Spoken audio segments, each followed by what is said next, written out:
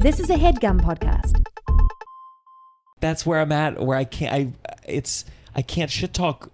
Someone wrote me recently. I talked about them on the pod. It was someone I just wrote me on Instagram, and they said, "Hey, I heard on the pod. I'm really sorry about that." And I was like, "No, Wait, what? It was a friend. They're gonna listen to this too."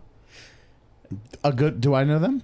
Yeah, no, it was the person that wrote me about where I said the thing where they said it's really interesting that Russell, as a straight guy, wears dresses dresses up like a woman for these shows. Oh, that's your friend. A friend and then I said wrote that. them, and they said, "No, I wasn't being critical of it. I'm sorry." And I was like, "I didn't mean you for you to hear that. I was just shit talking. I can't shit talk anymore." I mean, I was thinking about. Wait, you didn't tell me it was a friend. Yeah. An old acting friend, and they're fine, and they wrote it. Oh, I was just saying it's no, Xavier, I love you, Xavier. Oh, I don't know them. Okay, good. Yeah. Shit. I mean, have you gotten in trouble for saying anything on a pod? Well, I mean, I was really just thinking about this pod specifically, and I was like, what non-specific thing do I have issue with? Because, man, there's a lot of things that are just.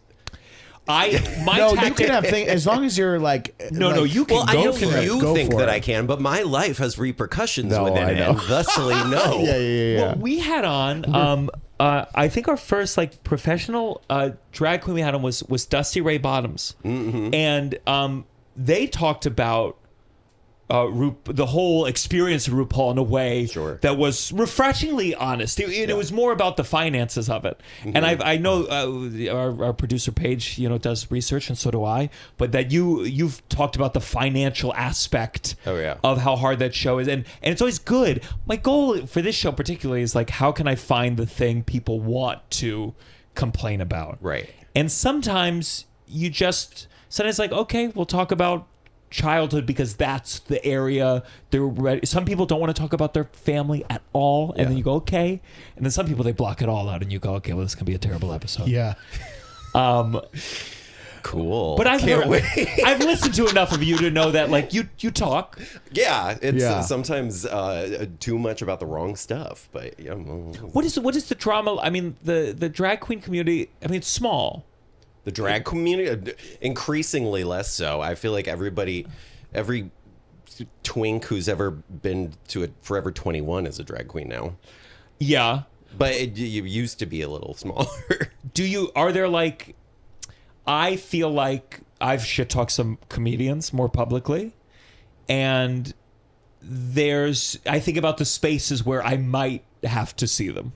Right. And I work the comedy clubs, and the Comedy Cellar is a place where a lot of different comedians from all over come around. And there's a little breath before I walk in the door now. There's two or three people. But with drag, I mean, are you mostly on the road, or are you still doing conventions, things where you're seeing a bunch and you have to confront? Well, I mean, it kind of goes all over the place. And I mean, these days I'm mostly working in theaters and stuff, but for many years I sort of worked my way through the club circuit, and you may or may not be booked with other queens that you would know or have talked about, but they've just left or are just about to come in, because it's really, it's pretty plug and play in some of these places. But you also get to hear about whatever sort of monster they were when they just left. I mean, it's you're in the dressing room with the local girls who are really just railing about whatever just happened, and it's and that's nice because the bar's so low. As long as you just sort of smile and say please and thank you, then you realize that really you're doing pretty well in terms of how a lot of these queens are viewed, but. At this point, I'm pretty safe from that, but I still just, who knows? Who knows? I don't want to get to, and also drag fans are insane. The fans of the drag queens on the internet, those are the ones who are, you don't want to say the queens care much less than the 14-year-olds, Yeah. We're here with BenDeLaCreme. On the downside, and my co-host Russell Daniels. Hi. Let's start with drag, then we'll go from there. Yeah. When you dropped out of All Stars, why?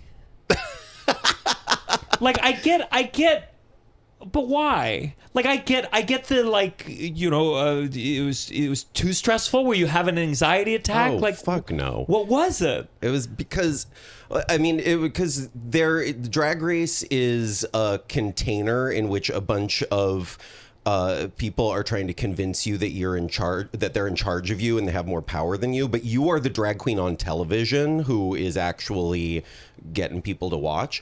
And in the context of that competition, the winner, this was the All-Star season, and every time you win something, you have to eliminate someone else. So it's like this unnecessary kind of like reality TV drama that has nothing to do with like what I was there to do, right? So and I just resent that. If there's anything I hate more, it's being manipulated. Yeah. It's just, and that is on TV and off. Like when I sense that someone is like saying things to try to move me in a certain direction, I immediately dig my heels in. And so yeah, I don't know. I mean, you're there with these TV producers who is like, you're just trying to do your job, and they're like, hey, this person said this, you should go fight with them instead of preparing for the next challenge. And so they're doing, like, what was that show on Lifetime? It was based about the producers of like The Bachelorette. Oh, yeah, Unreal. Yeah. So they're going around and saying, hey, they said some shit over there. Oh, very much so. Yeah. And that particular episode that I did that in was kind of like the height of that on the season.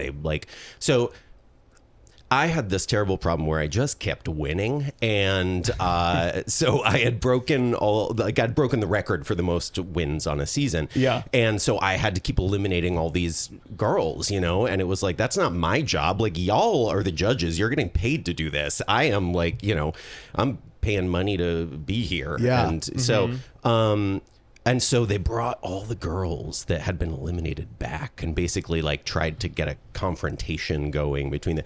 And I was just like, this is so stupid. And then I had this moment of, I have won more challenges than anyone else. I had like a really good showing. I'm the front runner. There's really no question in anybody's mind about whether I can do this or not. And this is my chance to actually be I can win the thing, but I don't agree to the terms of this. I think it's like a problem, and it was, and very much like, okay, y'all are the folks in charge, whether it be like the judges on camera, the producers off camera. It's like, the only power here is that you are telling us you have the power here, but we're all just working on the same show. And, so if I want to pull a shenanigan and just kind of say like, the emperor's wearing no clothes. Yeah. Were you stressed? Did you tell anyone? Did they have any indication before you did it that was going to happen? No. So they were all surprised too. That's badass. Yeah. It's very cool. I mean, it's just, did you waver that day? It was like, really like, it was a decision I made the day. It was really fast. I am somebody who will like really fret over every choice, really I have to like think through every side of something. And that was one of those rare instances where my gut just said, this is the thing. And I was like, yeah, okay, this is the thing. And so I didn't tell anyone, but then, I have to actually, the whole ceremony of it is like, you have a lipstick and you go and you like take the name of the person, like the person you want to choose to send home. And then you put the lipstick in your bra, allegedly, and then they take it and then you shove it back in your bra later. But it's, you're on camera. So it was just, but at that point, it's just you and a cameraman and camera human, and then, a bunch of producers and whatever layer watching you. So I was like, yeah, they might stop this but I hadn't said it was going to do it. I just like chose this lipstick. I'd snuck a Sharpie and a whiteout into my bra. I scribbled out the name on there. I wrote in my name, and I was like, they could have stopped me, but I was like, this is too good of an episode. Yeah. It was the and when it aired, it was the highest rated episode of Drag Race ever to air. You know what I mean? Yeah. Like, in a weird way, do you go, I'm taking autonomy, but at the same time, you're helping. It's the most viewed episode. Oh, yeah. No, I mean, the thing is that, like, I think to think that the crown is the thing on Drag Race is to be misdirected. The thing is to be memorable so that people want to, come see you now. I mean, like, the crown on Drag Race is a lovely thing, but really what you're trying to do is secure what happens in your career next. And there are any number of ways to do that. And it was a thing where I was very aware that I was making a strong statement against competition television that was perfectly formatted for competition television. You know? Do you believe? I mean, knowing how Drag Race exploded in popularity, or competition shows, work with the public, right? Like, do you in your mind, are you like, this is all poisonous, or does it have its place and then it fades? I think about, speaking of not placing, I think about that first season of American Idol, and I was in it, and Kelly was, but then after that it's like, well, Adam Lambert didn't win, but it's like anything. It's like those competition shows, no matter what kind of thing you're in, it is a little like, you're not always doesn't always mean that the best person is. It's this thing of like, it's like being good at school. You know what I mean? Like, you're like, oh, you can play this game really well, but that doesn't always fully apply to, I think the internet changed it, though. I think there was a time where, like, what they would give you for first place, like, set you up. But now you get the power socially at a more one-to-one level. Yeah. I don't know. I think, like, if Last Comic Standing came back, like the stand-up version of all this, I probably at a place I wouldn't need to or want to risk it. Right. You know? Yeah. I mean, that's the fear with, like, Canada's Got Talent reached out to me, which is... Wait, how would that even work for you? I don't know. They just say he visits Canada sometimes. Is the prize citizenship? Do you get to... If it was that, I'm in. Yeah. I mean, if we started doing that and the prize was citizenship, that would be more enticing. To other countries. But, you know, they just, especially America's Got Talent, and I don't want to know what it's like for Drag Race, but it was... They will... If you have an okay set, they will edit you to potentially look like a fucking failure. I did a show. Do you remember CISO? It was a comedy channel NBC tried to do. Failed miserably. Yeah. And I did like the lowest budget stand-up comedy competition when I was 6 months in. Yeah. You know, cruel to film me. Yeah. And I was talking too fast and I was like doing everything. But on top of that, they also cut out every time I took an inhale. And so it was even tighter. And, you know, they cut to the judge so they can skip, they can edit it tighter. Of course. It was Lewis at Caroline's, which is now a ping pong restaurant. So, and Lewis is very nice. Caroline's, love the festival. Love ping pong. But it was a lucky to have it, to see, oh shit, they can make you look bad. They can also make you look good if they have a plan, right? Like, you know, especially on Drag Race, it's like some of these challenges, you're like doing this thing for like 90 minutes and there's so much dead space, you know, whatever the format of that particular challenge is. I mean, really, if you land 2 laughs in 90 minutes, you didn't do a good job. But if they want to make that person look like they did a good job, I mean, they're making 48 hours into 48 minutes of TV, you know? And so it's really, I mean, kind of go either way. So who did they make look good? Who actually sucks shit? Get out of here. This is The Downside.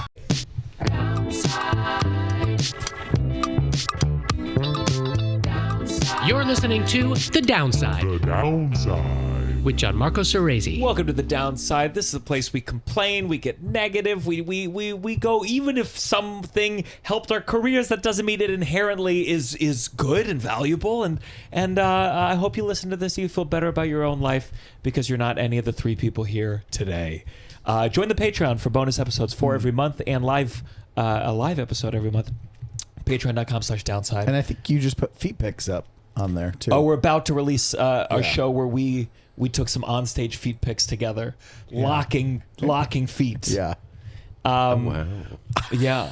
You know, I know you just had Jinx on recently, and she did mention that you were in flip flops for her episode. She apparently was really distracted. Well, yeah. Well, Jinx texted me today said, Jinx said, "Oh my God, here goes. Have you ever considered auctioning off your worn socks and flip-flops for queer charities?" And I said, the thoughts hasn't crossed my mind. Oh. But sure.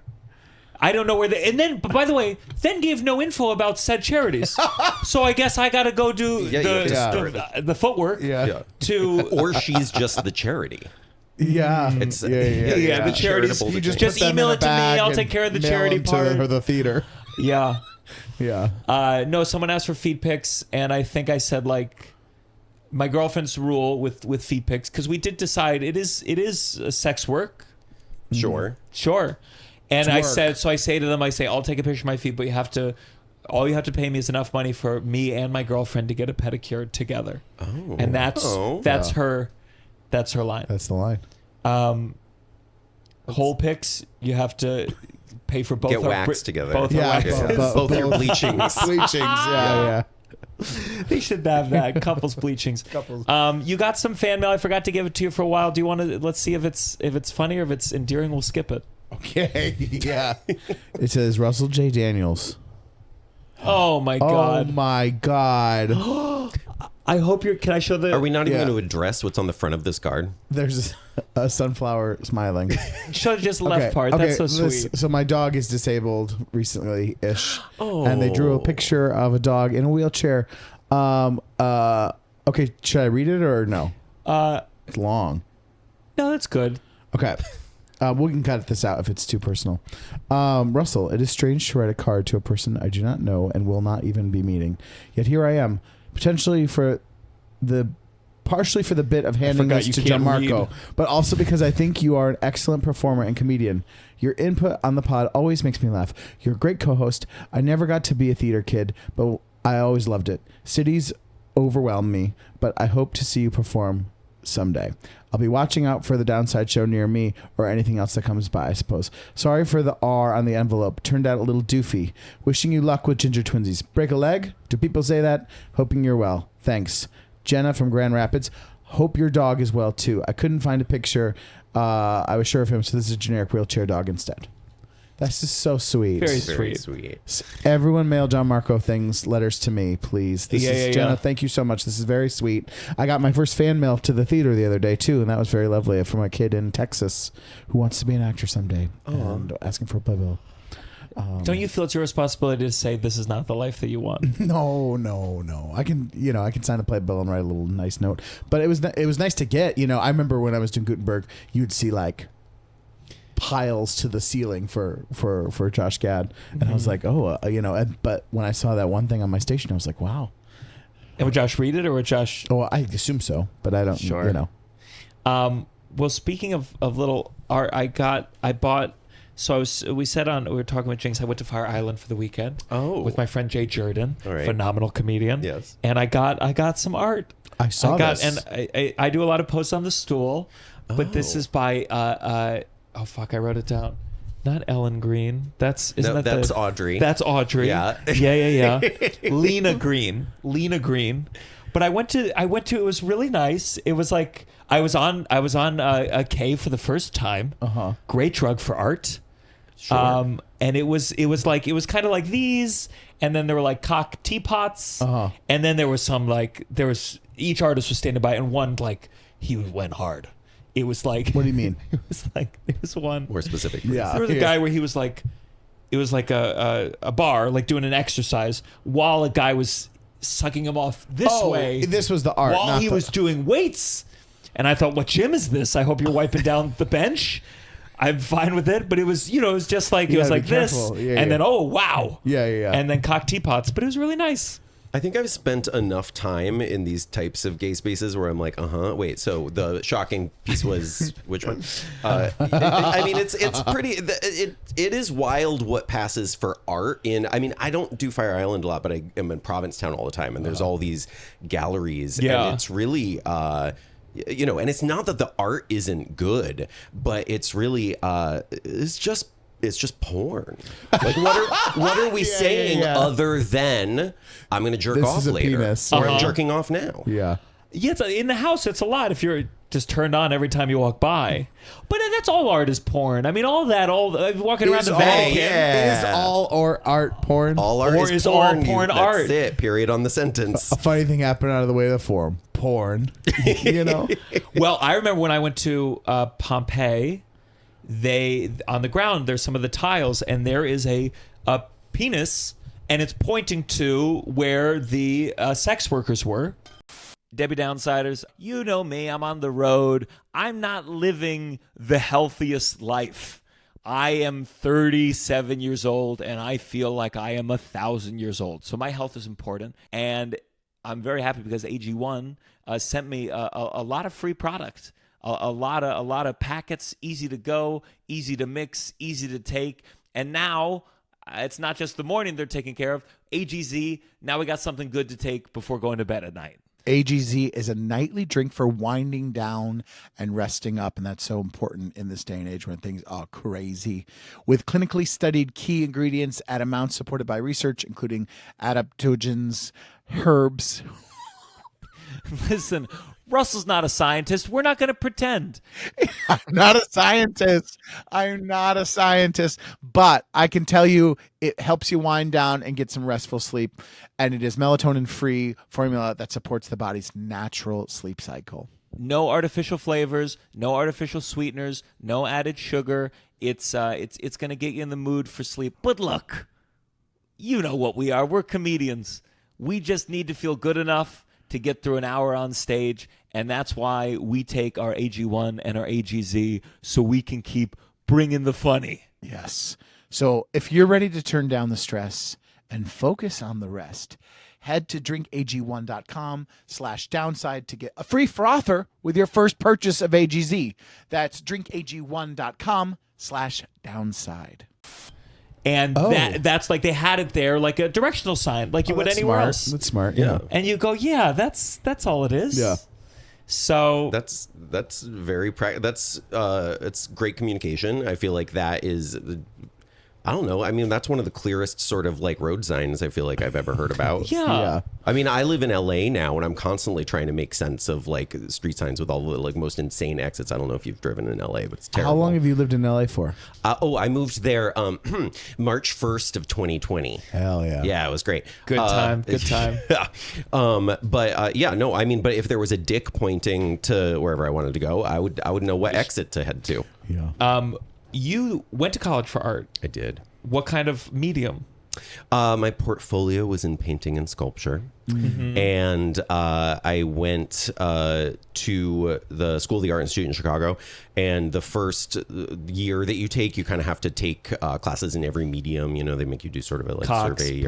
Cock, pussy, butthole, hybrids. And I don't know, I kind of fell in love with all these different forms, and I was doing like video art, which was a thing, and performance art and all these other things. And then at some point you have to declare a major, but kind of not until at the end.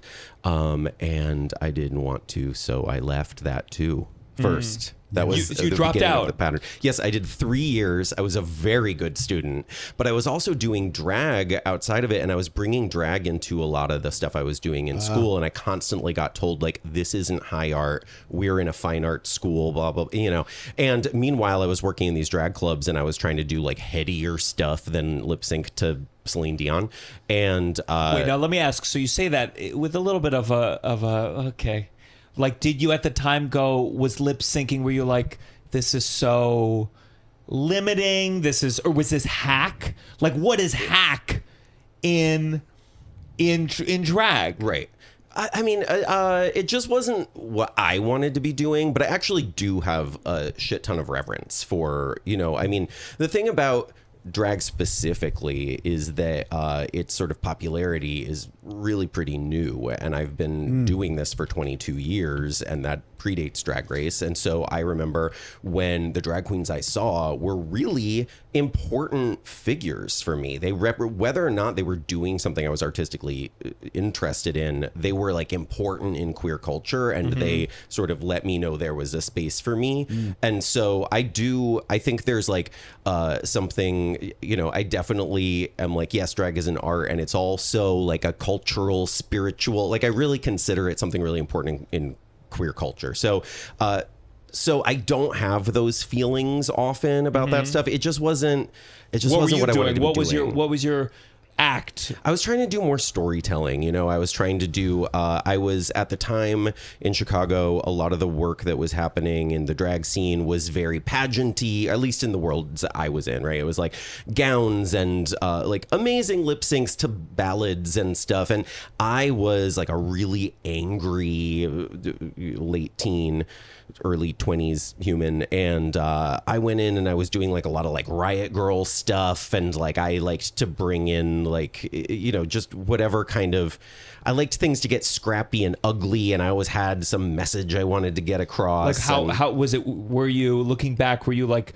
preachy about it, or was it like you were like what was your message? What would it be? Oh yeah, no. I mean, I was just an angry kid. Yeah, like it didn't go a whole lot farther than that. Yeah. And it was sort of later that I discovered sort of the voice that I use now in drag. But yeah, it was just it was I don't know. It wasn't like the pretty sort of generic thing that the audiences were most drawn to, right? With the audiences, did you ever have did you ever bomb? Yes.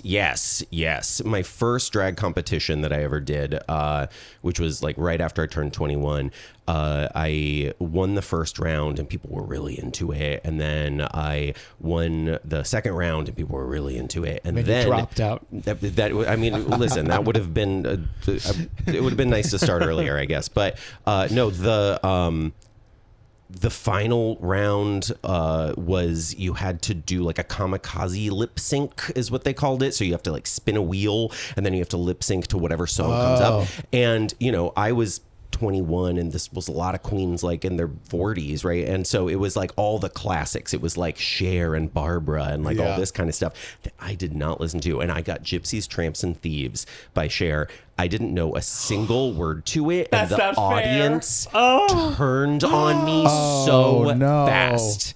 I was exiled. It was nothing makes people more mad than when a young person like doesn't know something. Do you know what I mean? I felt and that. also vice versa. It is annoying when a young person like doesn't know something and they're like, what's that from? And you're like, okay, well, it's a really big like. Right. It goes both ways. I felt it with my assistant. I believe she's 24, and on my pre-show playlist is a lot of Spice Girls. That was just like it was the right age for it. Beautiful. And Wannabe was playing, and I said to her like, do you know this song? And she was like, no idea. And it was that I recognized, I was like, I'm angry. I'm angry that you don't know this. You not knowing it makes me go, I am old. Yeah. You not knowing it makes me realize I'm going to die someday. Yeah. And it was like confronting that feeling of myself of like, I'm mad at you that you don't know this. But sometimes it is annoying when you're like, when someone's like, they're like, Bruce Springsteen? You're like, okay, but I wasn't even around when he was in the height of what he is. And like, you just have to know certain things that have, people that have been around 40, 50 years. Russell would have been booing the shit out of you at this show. No, I wouldn't. But people get mad though when they feel old. Well, but now there's not even, I mean, even in current culture, this is something that drives me crazy as somebody who's trying to reference pop culture and has for a long time on stage. And it's like, we all have the touchstones that we all know. But now there is not even like a single song or piece of media that everyone is paying attention to. I talk about it in comedy all the time where it's like Rainforest Cafe, which I don't even know if it exists anymore, still exists in the consciousness of most people. Anything in the last however 10 years, 15 years, you can't. I'll say Sebastian Maniscalco. He makes the most money touring, doing stand-up comedy these days. You can't do it at a comedy club. Not enough people know who it is. Yeah. Back in the day, Seinfeld, you could say it, people get it. Yeah. And so it's just like all these little things. Also, you can't unless you've cultivated a more niche audience. There's a really funny thing. If we talked about this recently, I think. I can't remember. I don't think it was on this, though. We don't have to track it. But yeah, that's true. The thing where if I'm not on TikTok, and people, when they're like telling you things that happen, like trends on TikTok, like I'm in the show and sometimes they'll be like, hey, we're going to do this trend. And when they describe it to you, if you're not on TikTok, it sounds like gibberish. It'll be like, okay, so you're going to lip sync to this woman saying, hello, is Bart home? Nope. And you're like, what is this? They're like, They're like 200 billion people are doing this trend right now.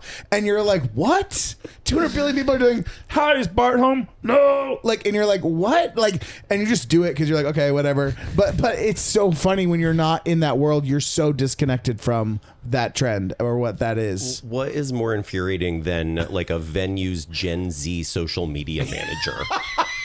It is all that. And it is, and who has the time and patience to be like doing whatever these dumb little lip syncs are that will exist for moments? I mean, they were all somebody People will else study it. People, archaeologists will study it. It'll and be like, too much for them. They're like, they loved like this. the hieroglyphs. Why They'll did they go, love I don't this? understand. Yeah. But my girlfriend, who's a manager, she is TikTok as her app, and I think because of it, like I think she's a very smart manager because she can tell you about Gen Z. Yeah. She can tell you what's hip. She has some Gen Z clients, not us. We're her boomer clients, but she like, you know, it does move the world. It's huge. It moves. What's the and now what's something. so disgusting?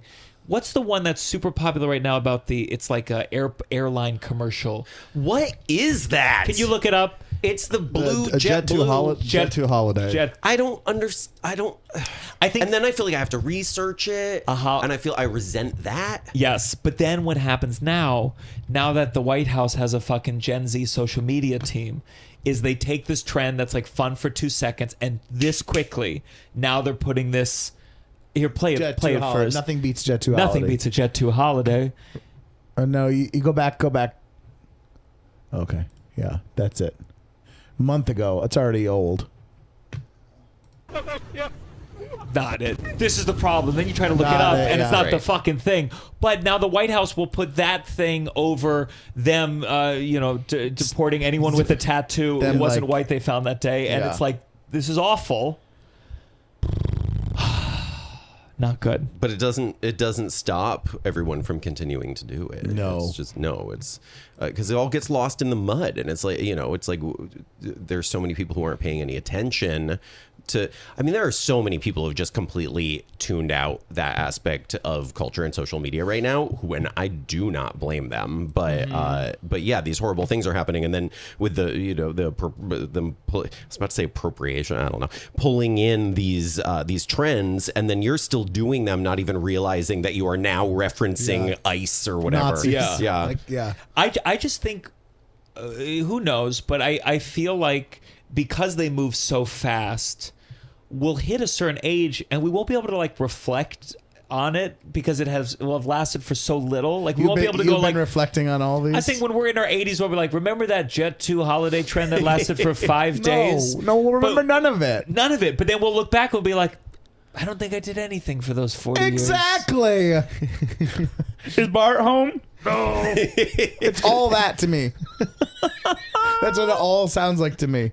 Gibberish. I hope that's not a thing and it becomes a thing now. Yeah, let's start that right now. And then one day it's 2 ICE officers being like, is Hi, Bart home? No. We deported him. Yeah. Oh my God.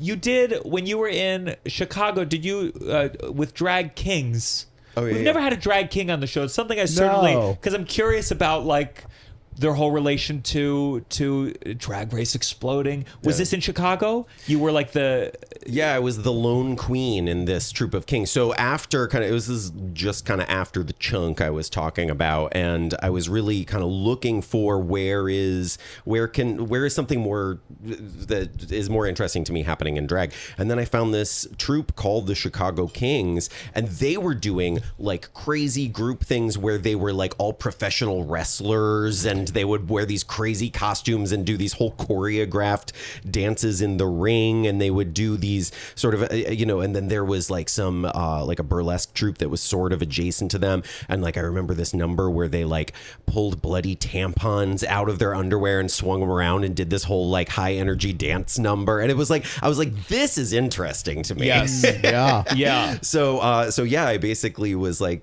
can I come do this? So I was the one drag queen who performed with them for a while, and that's when I really started to, I feel like, find my people. Sure. Yeah.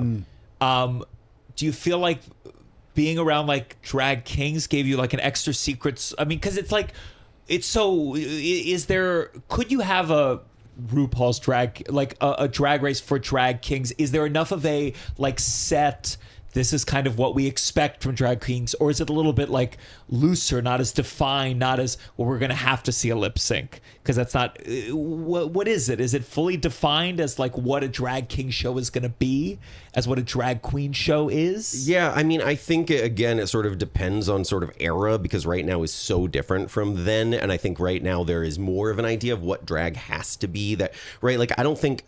Everyone didn't used to think drag queens had to lip sync. There were a lot of lip syncing drag queens, but Drag Race kind of put it in everyone's head that is the way we do stuff, you know? And so, yeah, I think drag kings have been pretty freed of that, although there is a drag king competition show that just started this year. I forget, I'm blanking on the name of it. It's got King in it. Sure. And Murray Hill is the host of it. Oh, You know cool. him? Yeah. And I haven't watched it yet, but I think it's really cool that that's finally happening. And you look at kind of the contestants on there, and they are just wild looking, like the most, just like they're just doing such interesting creative stuff because there's no sort of, they're not bound by gender, they're playing in kind of all of it. Because how do you heighten masculinity? Because cultural masculinity is basically like take off your hair or like have no eyelashes, right? It's like, and you it know, does seem less mainstream right now, so they have a little more freedom probably. kind of do whatever. Yeah. Interesting. So you grew up in Connecticut, is that right? I grew up in Connecticut. Were you a theater kid? No. No. I mean, like I did a couple things in, high school. I did some high school theater sort of, but my main focus was visual arts. Like I was always, drawing and painting growing up. And that was kind of my. So like did your school have a good program with that? Not particularly. At first I was in a public school and it was fine, but my mom was an artist, and so at What home, kind of art did she make? She was an illustrator. She did a lot of commercial work and she illustrated children's books, but then she also just was always drawing and painting in her own time, and I would just be in her studio with her and I would just do stuff. And so eventually, sort of like after school, I was taking art classes with like the older kids, and then eventually I wound up going to school for the arts my last 2 years of high school. And so that was my direction, but I always loved drag and I always loved performance, and I kind of didn't know how it was all going to come together ever. And even though I'm not making those visual mediums anymore, I actually feel like what I'm doing now is more like that than theater. It's just kind of like playing around and being whimsical. Can you draw? When you were a kid, could you learn the way that your mom drew? Like, were you able to like do her style of? Did she have like a distinct style? I have no one in my life who's like a visual artist, so I just wonder what the life is like. Is it stressful? Is it on and off again, or was it a consistent work? Yeah, I mean, I never made it into a professional setting with it, and my mom, here's something funny. She passed away when I was very young. But she was, as far as I was concerned, just, always sort of joyfully making stuff for herself. And then sometimes she would sell it or, make something marketable. So I never got to see any of that. I was like young enough not to know the stresses of that. Sure. In terms of style, I definitely think that my drawing style was sort of like there was a lot of things I picked up, things that were influenced. It was never like a conscious thing, and it definitely didn't look just like what she was doing. But you can sort of, when you learn from somebody, you pick up that stuff. I think it's like I can draw. Like I got a cartoon book. Like I went through a little drawing phase, and I would like learn how to do Dragon Ball Z characters, a big one. But I could only really do like I can do these 6-pack big chest torsos. That's about it. And the arms, just because that's what I'd start with, and then the eyes and the hair. Gallery in Fire Island. You're right. I went through a phase of drawing, but it was like when I was in New York working, and I had a job that was kind of like I had to be on the phone a lot, and so I would just like sketch at thing, and I have like a whole like book of sketches. I've like never drawn to do it when I'm just home, but it was like interesting to be like as like a thing, just like while you're on the phone drawing. And what would you draw? Like I'll show them to you. I have them all. But they're interesting. Called it my work art. Like, I learned how to draw a dog out of a cartoon book, and I can still remember. It's so deep in my brain of, like, I'm sure even when I have dementia, if someone's like, draw a dog, I'll be able to, like, do this the way that I did the head. Like, just this and this. I don't know who's doing this to me with dementia. Like, Draw a dog. Draw a dog. if you're going to impress, if you were going to draw something and you're like, what's the thing you could do best right now? What would you draw? I mean, I'm so out of practice. But It what really would is. for me, it'd be a dog. I mean, Okay. me too. I'm out of practice badly. It'd be a dog with a 6-pack and a big rippling chest, and the dog would be going Super Saiyan. I don't think I have one specific thing. I would definitely say, like, keep it in the animal kingdom. Tell me how to anthropomorphize. Anthropomorphize? Yes, Yeah, them yeah. in some way. You know, tell me to draw a fish in a business suit, or you know, That's very specific. yeah. I can't even or a imagine if I giraffe tried to draw ballerina, that. You know, whatever. Just but you know, whimsy. That's the bottom Yeah. line. Do you see the giraffe is standing on the 2 back legs, or are all 4 feet in ballet just slippers? the one. I mean, it's a ballerina. Just one. Yeah. One with 3. Well, she's got the whatever you call that position. I don't know. Tandu? Hoof to knee. Yeah. You know, Nicole and I have been watching Dawson's Creek, and Katie Holmes is an artist on the show.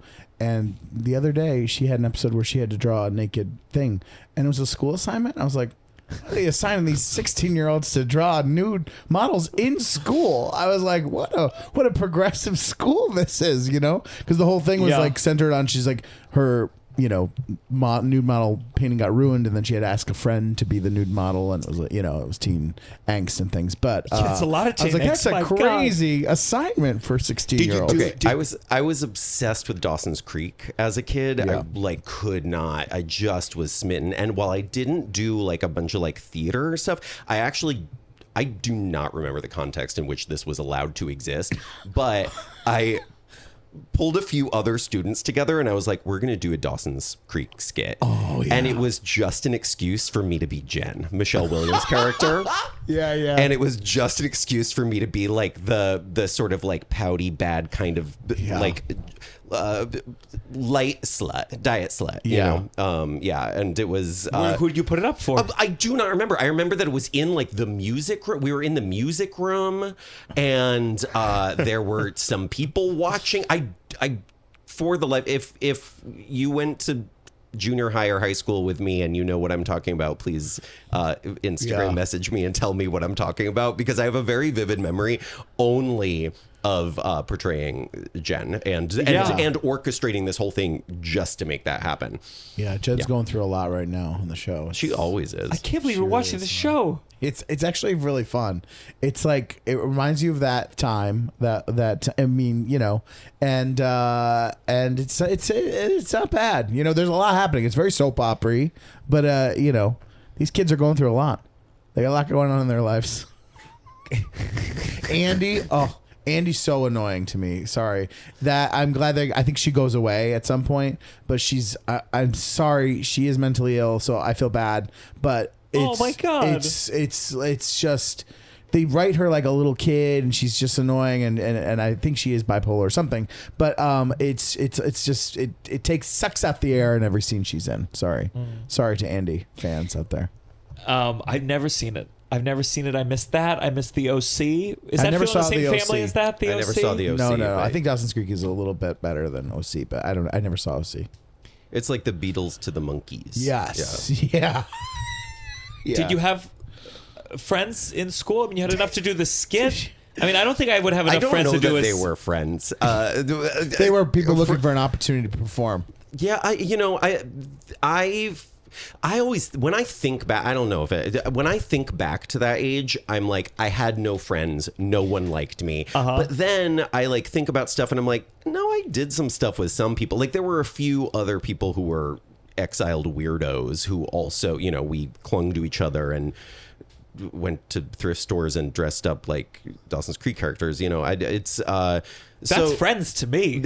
Right? It sounds like it, but I think, I don't know what y'all's experience was like at that age, but I was so bullied and so exiled and so looked down upon, and having just like such a shitty childhood. Like childhood was really, this sketch Wells for Boys. Yes, we're having Julio Torres on the podcast. Okay, very soon. please tell him I'm obsessed with him. Phantasmas, I think, is one of the best series I've ever seen. I'm so into it.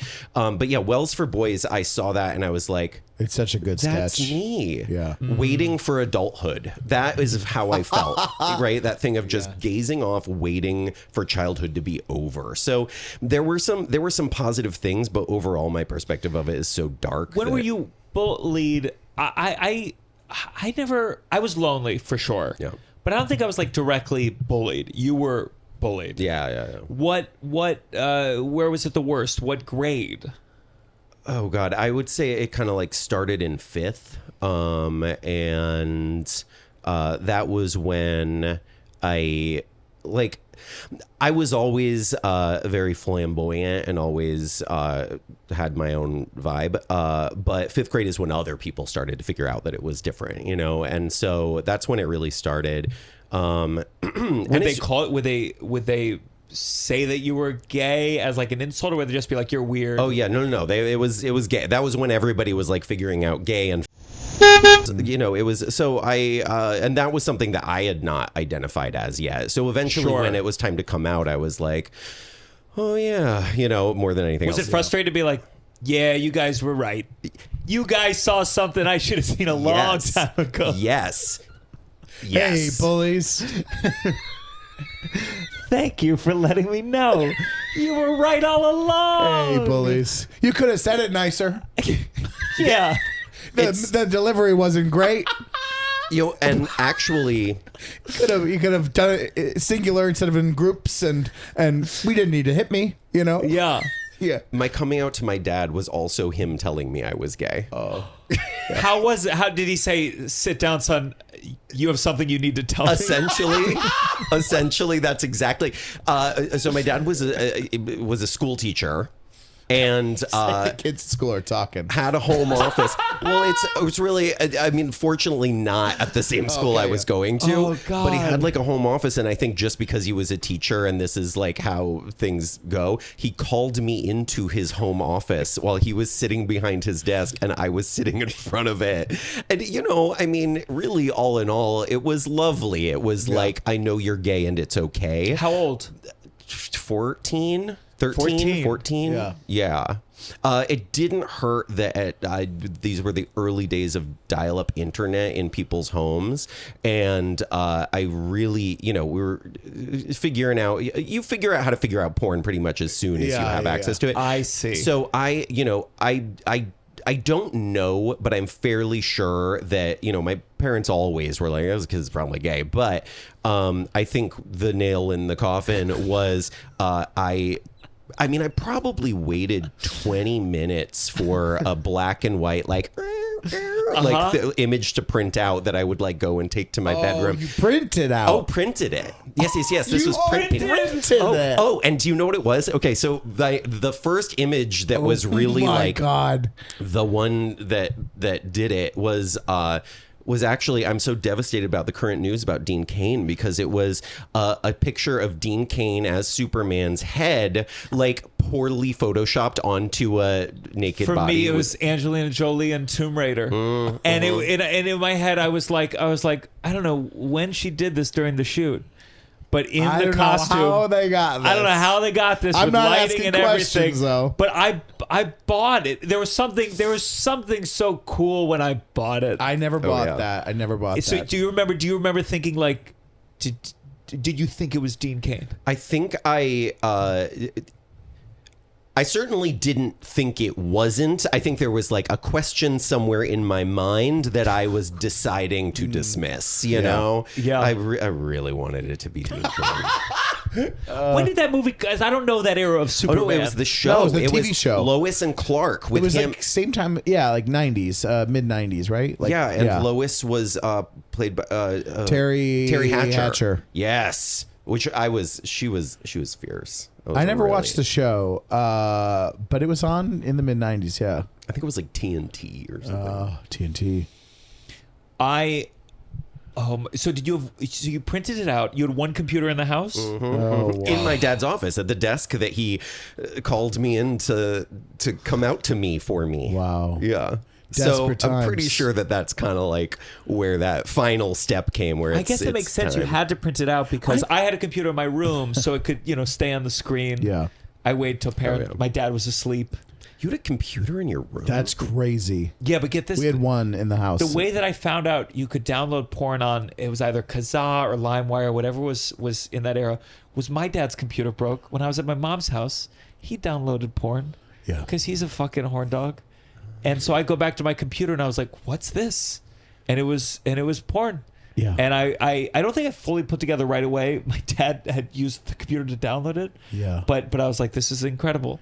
And I thought it was just a gift. Just a gift, and I remember when it was just images. I remember when it was just images, yeah. And you had to wait so long. long to see So them. long. Do you remember when? I mean, I don't know if this was everyone's experience, but there was a thing. You would download WAV files of just somebody going like. Like No do you know what I'm way. talking about? Yeah, it was No. like little moments of sex and noises. you would burn a CD of it. Yes, yeah. Oh my God. Oh, it's hard to transfer to. I one time Cassette. this is far too late into this was not childhood. I was a professional actor.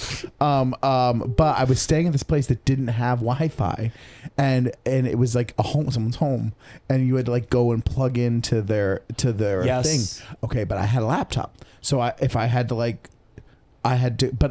the cord was in a public area where blah, blah, blah. So I would have to go once a day. Once and a day. Load up the computer with a few options, some things for the day, Yeah. that 15, could 20 load and be tabs. loaded without having to rely on the Wi-Fi. And that's what I would do that whole summer. And it was so, and then just hoping also the way it was is that like the door like was to the outside there was no way to do it without having your laptop open. And so you'd just be like, oh God, I hope no one comes in right now. Like I'm not doing it, but like I'm loading. They walk up in, you're porn. looking at the Do you know screen what I mean? like You're this. Yeah. Where did you download the sounds? Oh, I don't Was know. it Was that on like a also LimeWire? or No, it was I feel like okay, this may go dark. So it was like the early days of like AOL chat rooms, right? Oh. And so you would like Too scary for me. As a child, I was looking for gay, Yeah, right? yeah. And so found those Gay. M letter 4M chat rooms, right? And I'm sure they were being sent to me by someone in their 40s, Yeah. Yeah. But I didn't know. I thought I was talking to some real tech savvy 12-year-olds, like Oh my God! Can you just? I was always just an- scared of the chats. I couldn't do it. It was too scary for me. I wasn't smart enough to be scared of them. Oh, It didn't I'm so even scared. I didn't know. But imagine also like. That's why you need to get your kid your own computer, because God forbid your dad comes home and goes, "What's this? What's this chat? It's just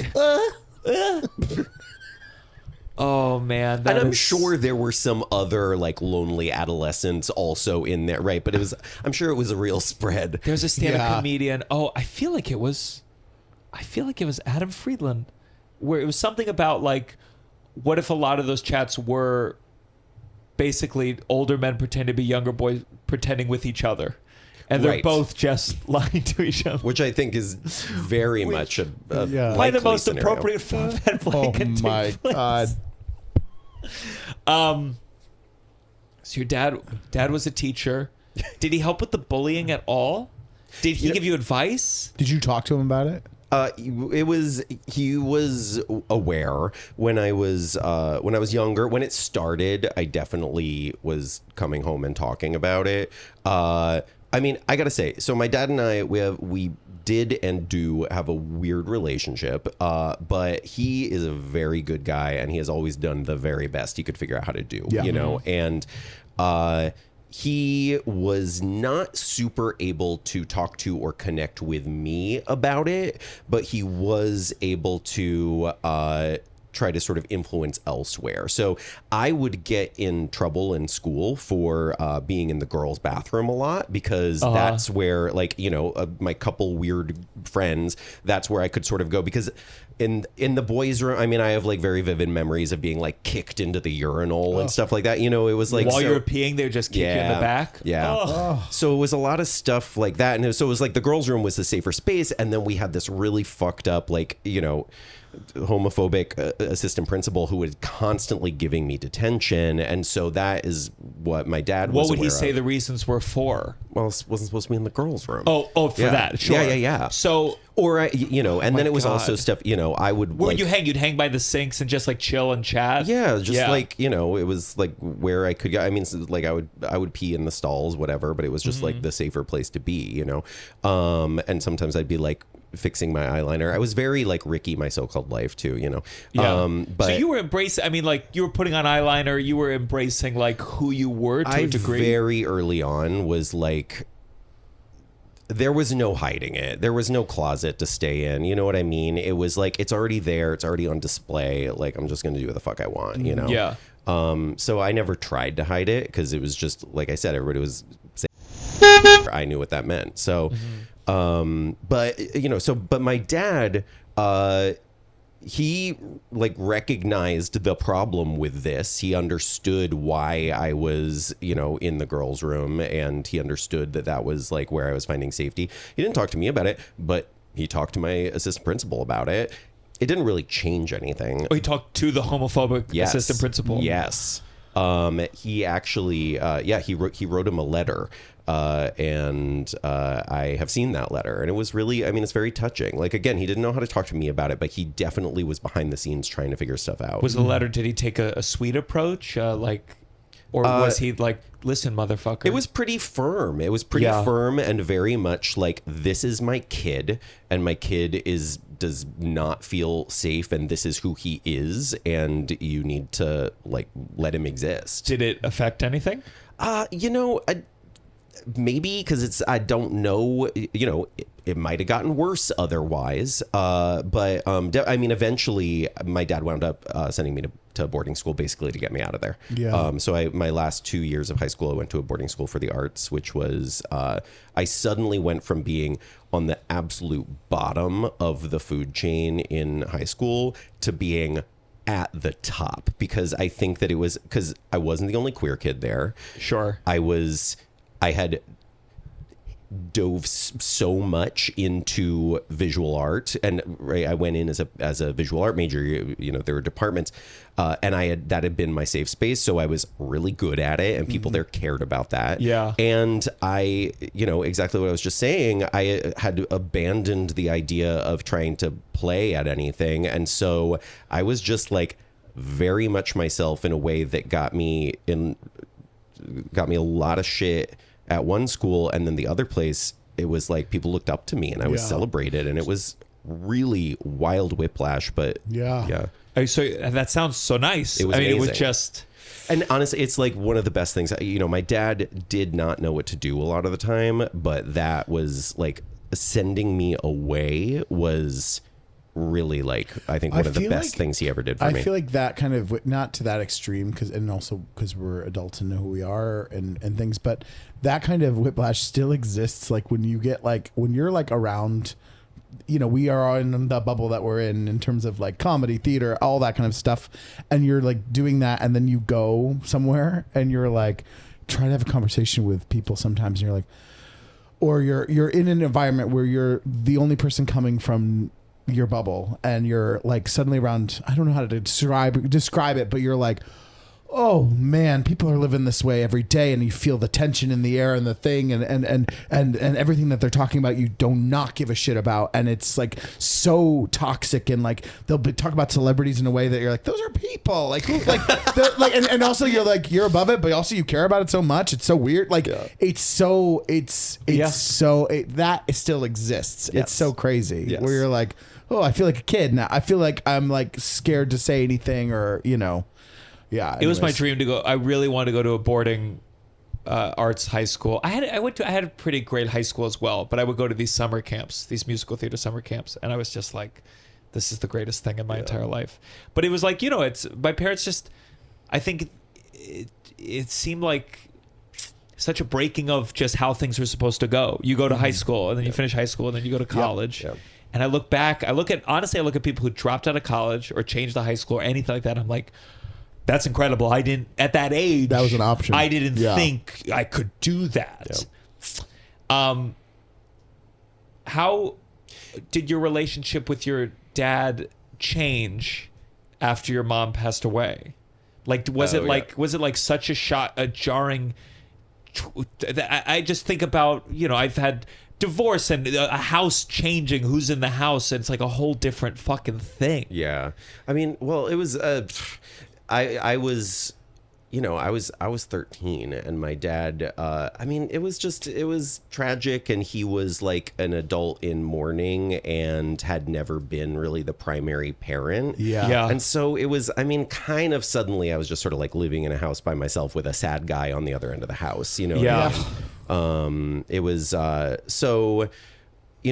my dad and I, he was like, not my relationship was primarily with my mom, and my dad was kind of like that other guy. And then that increased even more. And it really was like not until sort of, I think in many ways we just didn't know how to relate to each other until adulthood. And now we're able to communicate more as humans,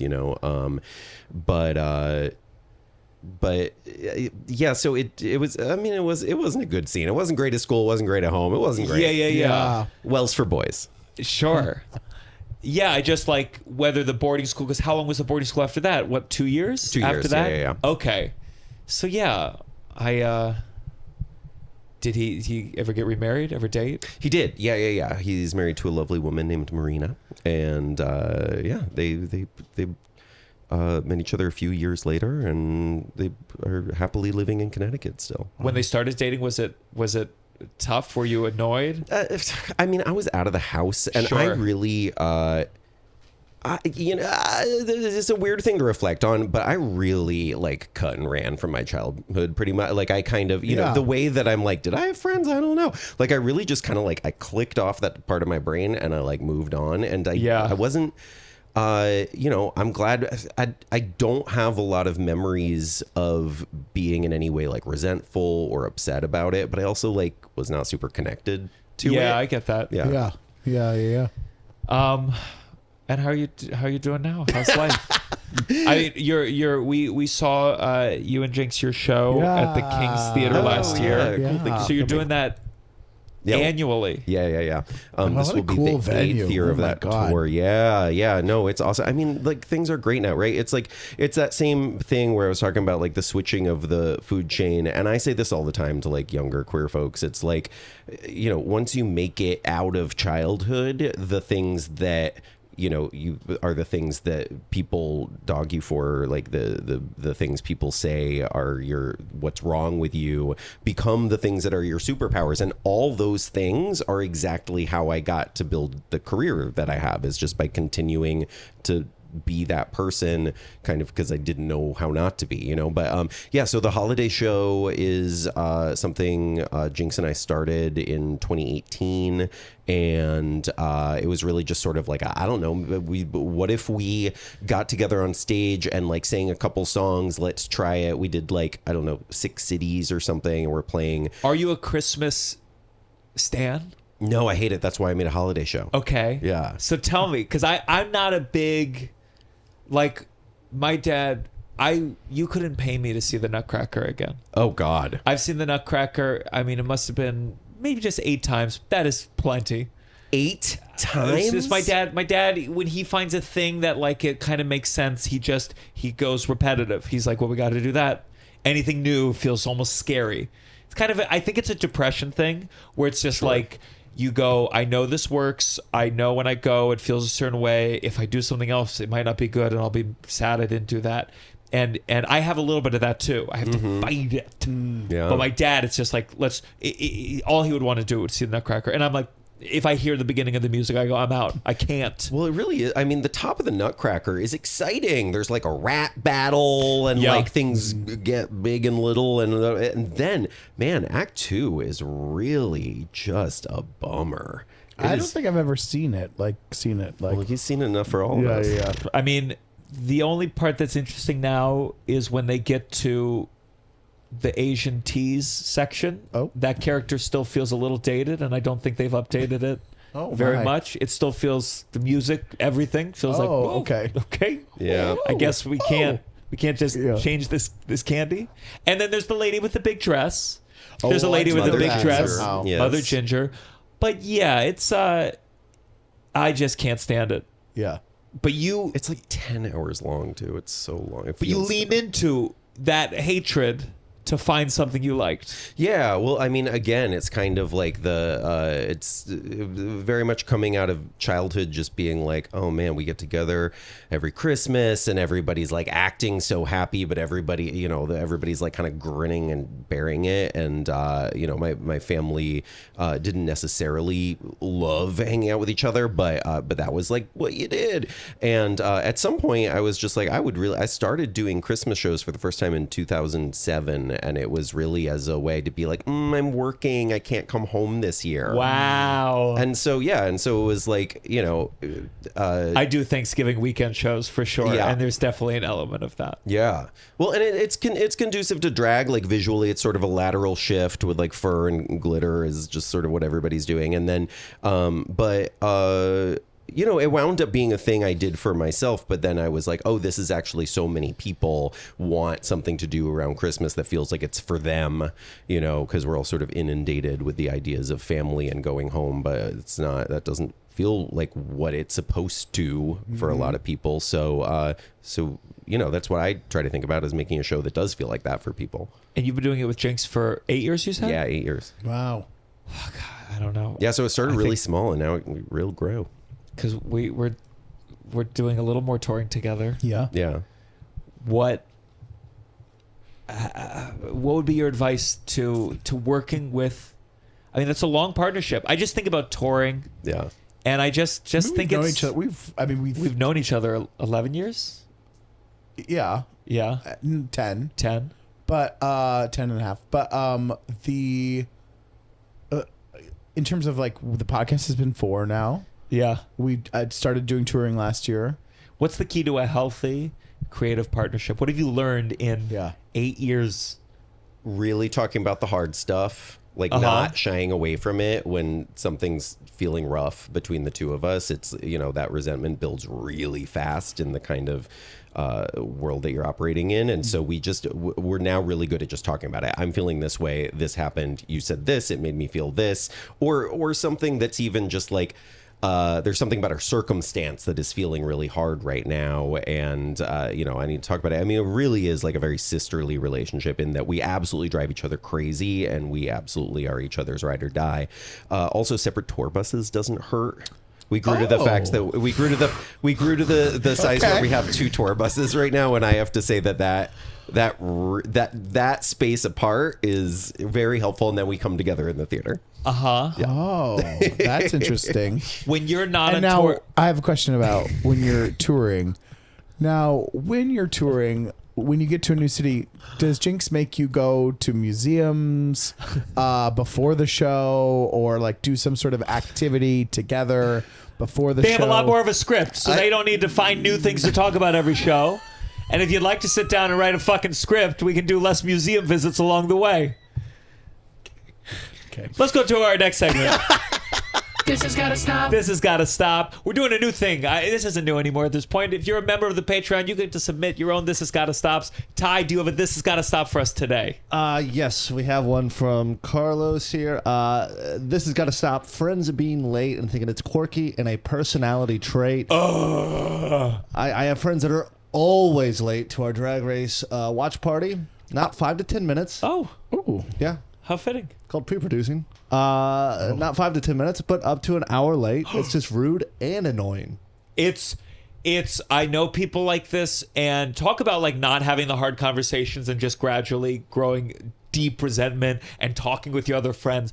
It is inexcusable. We all are late sometimes, but like I have people in my life where it is the thing. I was about to quote something and it would reveal who I'm thinking of. You got to tell him, and you got to tell him in a serious way. I once, it was a musical theater camp, and there was like a pianist who played in a Broadway pit once, and at the time it was like, that was amazing, and he would teach people one by one before this morning class, super early, 7:30, summer camp, and I showed up late to that once, and this guy fucking reamed me out, just made me feel like utter shit, and then started practicing with me while the class was entering. I was cracking, it was early in the morning, I was trying to be a tenor, and like that changed something in my DNA. And so I think you need to shame your friends that are late. And yeah, that's silence from my two co-conspirators. I'm always on time for this, so I don't know what you're talking about. I'm on time. What are you more about than to say? are. You're giving are you the late friend? I am the late friend. I pretend when people don't know me that's not habitual. I was 5 minutes late to this, and I was like, oh God, I'm so sorry, I'm 5 minutes late. I was so proud of myself for only being 5 minutes late. Yeah. I am very much 5 minutes late is acceptable. Being proud is not. I'm not proud of it. No, I'm not proud of it. And Let's I play the try back so the hard. It's like my brain does not. Oh, no. I was proud of only being 5 minutes late. Right. Yeah. I am not proud of the fact that I am a habitually late person. So what is it? What is it? It is, I don't know. My therapist their hypothesis is that it has something to do with childhood trauma around transitioning. But this is what I can't do. I cannot account for I never do account for the number of steps that it takes to get from I'm laying in my bed and I know I have to go, or wherever I am. I agree. To I'm at my destination. I also think it's rude to be early. Thank you. I agree. Wait, hold on. To what? What are you talking? Rude to be early. Well, what about Busy Phillips? If you're hosting a party, Busy Phillips. I agree with that. Okay. if you're hosting a party and someone comes early, Sure. that's wild. We're not ready. I'm hosting. That's infuriating. That's crazy. Yeah. You have to come late to a party. Yeah. If you're there on times, even that's crazy. Like if the party's at 6:15 is an acceptable time to show up. Busy was early for our podcast. Yes. Yeah. Oh, yeah. Oh no, I wasn't calling Busy Phillips, my friend and producer. No, of call Ginger Busy Twinsies. out. There we No, go. no. Backpedal. One of the producers of his off-Broadway for play now. A work thing or a professional thing, you can be early. I was specifically saying like a social thing that is rude to Close be the early. show, Busy. That's some real backpedaling right Wait, there. so No, I really wasn't talking about like this. We're clipping it. No! Thumbnail, Busy Phillips. Busy just started following me. Don't clip it.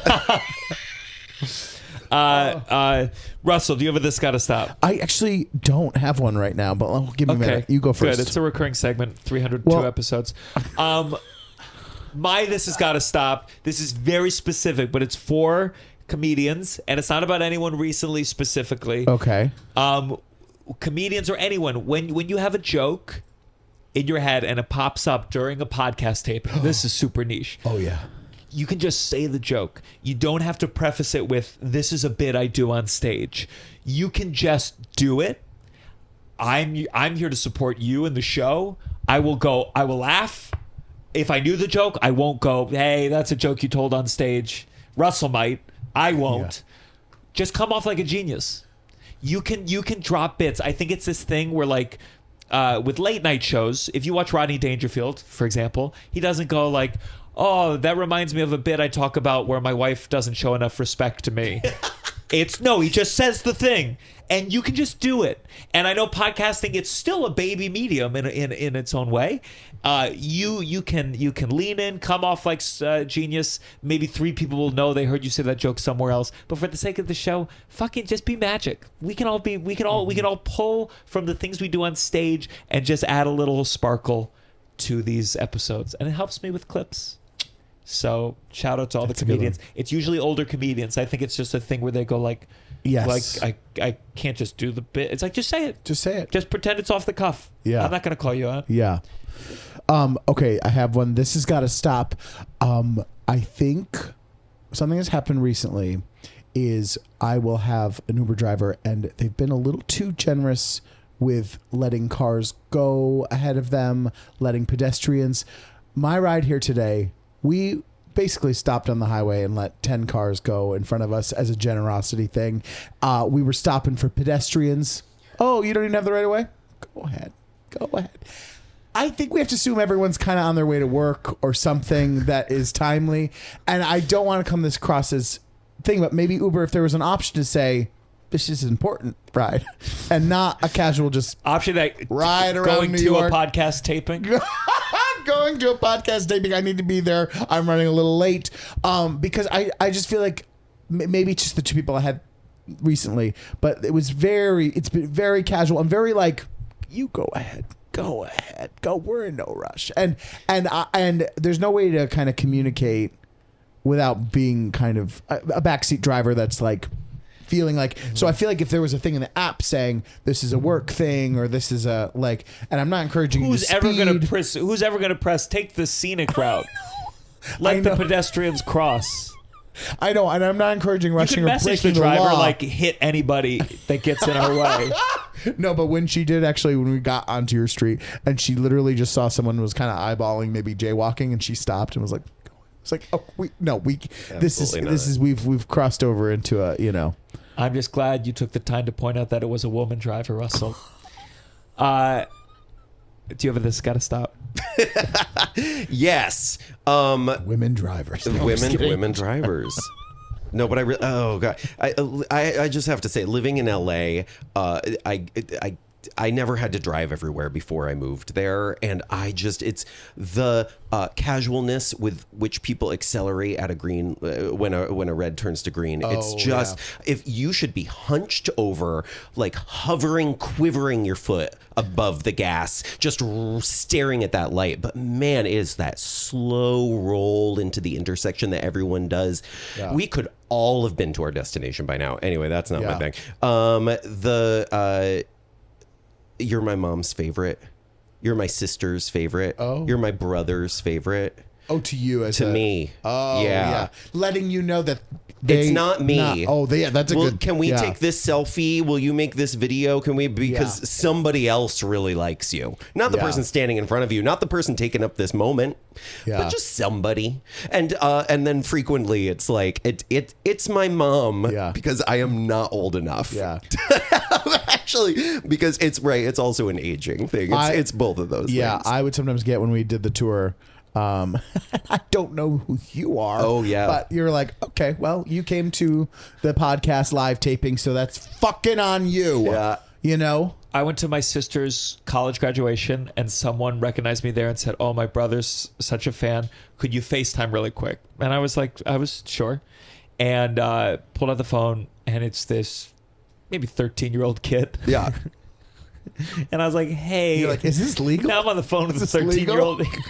What are you doing watching my comedy? You're way too young for this shit. Yeah. Oh, I just about a week ago, I was in a store and a guy was like, "Oh my God, my daughter's such a fan of yours." And I was like, "Oh, that's really sweet." Da, da, da, da. Next thing I know, that phone was just pressed right up against my face. And I was talking to Angela or whoever. Yeah. Brutal. I watched the movie The King of Comedy. And Martin Scorsese directed it, but I guess used a story from Jerry Lewis as one of the scenes where someone asks for his signature and they say no, and immediately they switch and go, "I hope you get cancer." And it was like, that was a real thing that happened. It's tough. And it's also tough to talk about because it's like, it's right. Yeah. You know. Yeah. I recently had a friend going through something and it was rough. And I swear to God, every time I got on the phone and they were telling me about just how rough things were, someone would come up and you're on your headphones and they're in the middle of a tragic story and I go, and there's no, then I get self-conscious. They think that I'm being rude. Right. This is so specific, but it was two Asian women came to talk to me and I tried to say, I just said thank you like this, and in my head suddenly I said, "Oh my God, they think that I did like a bowing thing." Oh. I'm freaking out, and my friend is going through a really, really tough time, and now I'm not even listening to their story. I'm interrupting the story. I say, "Hey, we'll get back to this illness in a second." Do you think that someone would think? Yeah. Oh my God. So I think I need a new thing with the little headphones. I need a light. And again, I've been keeping it on the whole time. It's lights up. I'm goes getting big, sad news. like on a car. Also, this is gotta stop. This has gotta stop. Sometimes we clip these. This has gotta stops, and it's a clip, and then people say these boomers complain about. That's the whole fucking segment, okay? That we're saying that's this, the we're thing. complaining about this, and it's part of a segment. And some complaints are more important than other complaints. Some complaints are just, this is a little tiny annoying thing that's kind of bothering me. It's not something I'm going to start legislation on. So shut the fuck up in the comments about us being boomers trying to control everyone's things. It's the segment, okay? It's I'm the a point of the millennial. thing. Russell's a boomer. Yeah. Can you say Anyways. one time into the camera, this has got to stop for the clip? This has got to stop. Great. Let's go on to our final segment. You better count your blessings. You better count your blessing.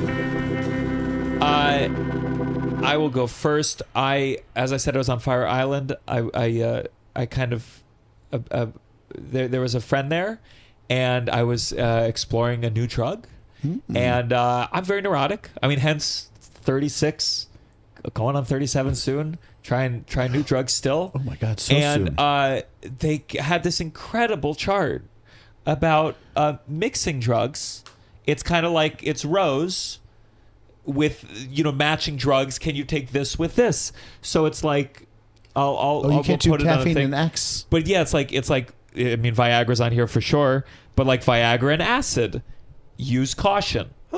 Poppers and K, like you can just chart every drug interaction. Wow. And I go like, where was this my whole life? The only thing that's missing for me, I would replace poppers with NyQuil.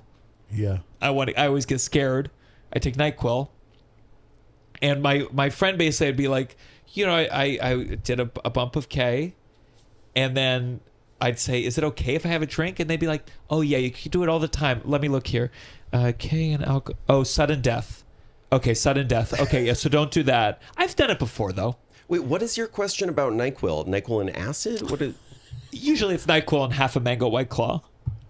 And I don't get nervous anymore. Now that I've done K, I'll do the full mango White Claw. I'm just saying, I always was nervous. I always was nervous. How about it's more ambient? It's more ambient. Ambient if I had one glass of wine. And I'm sure this would say use caution, but the options here are no interaction, safe and synergy, meaning they kind of safe and decreases, so they kind of they counter each other. Use caution, that's a little loose. Unsafe to mix, deadly combo. Deadly. And this chart It said caffeine is incredible. and ecstasy. Caffeine. Again, please don't do it based off me. Caffeine caffeine you can do it with almost anything. Use caution with shrooms. Use caution with shrooms. I drank coffee the day that we did shrooms. And then at the bottom here with two skulls it says crystal meth is highly addictive and one try can cause serious health complications that can be fatal even without any other substances. I've never done meth. Sure. It doesn't seem. Well, if Ambien was what you meant by NyQuil, then how many steps away is meth? Not that Meth far. doesn't seem like. Unless whoever made this was like someone who's like a competing drug Are people dealer. doing meth like out in a lot? Like I mean, like in the What way are of you like talking about? like in the way It's a of like, national hey, epidemic. we're gonna go partying. Like let's do like casually doing meth. Yeah. Yeah. That's a thing. Really? You have like sex for a long amount of time. That's what I Yeah. was told. Well, Like- we don't have to have an advertisement for meth right now. No, you don't. amazing. It Apparently sells it's- itself. No, it's like It there's just some seems- symbol. Someone at Fire Island said there's something in like if on like Grindr or a dating app you'd put some symbol that essentially means like, oh, do you want to come over and do meth specifically? It just seems kind of, Right. We're not endorsing it. No, I know. No, We're it's just the relaying greatest. information. Okay. Sounds. Okay. We're told it's the greatest thing ever. But also very deadly. Yeah. What's your blessing? My blessing is Scotty in Texas and Jenna in Michigan. This is so nice to get mail, and it doesn't happen often. So I really appreciate you both, and thank you. And do you have a blessing for us? I think now that we've had this whole conversation, I think my blessing is that I've reached a point in my life where I get to complain about people telling me who is a fan of them instead of being kicked into a urinal. Mm-hmm. So thank you for helping me gain that perspective today. Yeah. That's very nice. Where can people find you? People can find me across social platforms at BenDeLaCreme, BenDeLaCreme, or at BenDeLaCreme.com. And you can get tickets to the Jinx and Dale Holiday Show available now at JinxandDela.com. Where are you going to do New York? We will be at King's Theater in Brooklyn. Great. Yes, we will be Great back theater. there. Yeah, it's so beautiful. I'm happy we're coming back. And they can also watch. You filmed a version of it?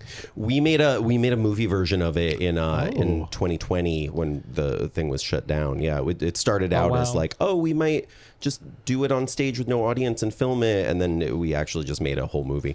That's nice. So yeah, that is available. You can get it wherever you stream stuff. Amazing. Yeah. Russell, where can people find you? At Russell J. Daniels on Instagram, and follow me and come see Ginger Twinsies at the Orpheum. Yeah, you guys, I'm on tour all over. Special comes out September 19th on YouTube. September 19th. September 19th. We've picked the day, unless we change it. And you might be doing something else. You can't. I can't say that. Yeah. Thanks. Yeah. I'll be doing something else. None of you will see it. And join the Patreon, patreon.com/downside. Bonus episodes for a month and a live episode. Support the show. We'll be moving studios soon. I thought Headgum would have a studio. Sounds like they're moving studios too. So we're going to be deeply in debt renting a studio now. So please join the Patreon and submit your own This Has Gotta Stop. So you can put them in the big chat in the Patreon or write it, comment on an episode. Tell your friends, pull clips, share, and Merry Christmas early. Merry Christmas. Merry Christmas. This is The Downside.